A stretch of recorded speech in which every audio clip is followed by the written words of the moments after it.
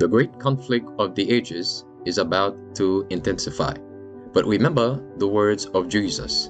In me ye might have peace. In the world you shall have tribulation. But be of good cheer. I have overcome the world. Would you like to know how to exercise courage and fight the good fight of faith? Listen to this devotional. Conflict and Courage, a daily devotional by Ellen G. White. A home in trouble. And when his brethren saw that their father loved him more than all his brethren, they hated him. Genesis 37, verse 4.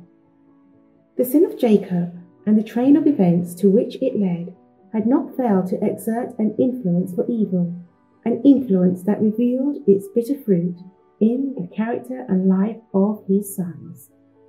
As these sons arrived at manhood, they developed serious faults. The results of polygamy were manifest in the household. This terrible evil tends to dry up the very springs of love, and its influence weakens the most sacred ties.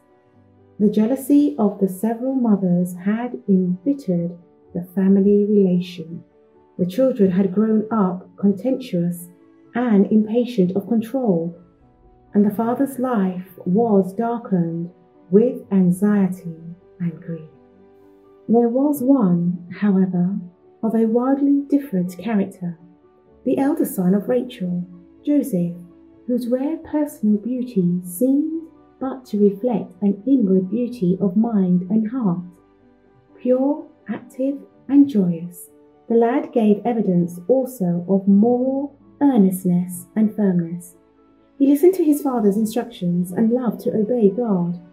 His mother being dead, his affection clung the more closely to the father, and Jacob's heart was bound up in this child of his old age.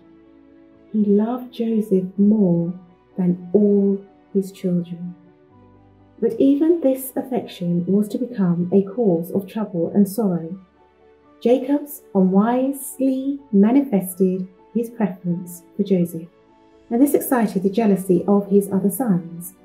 The father's injudicious gift to Joseph of a costly coat or tunic excited a suspicion that he intended to pass by his elder children to bestow the birthright upon the son of Rachel.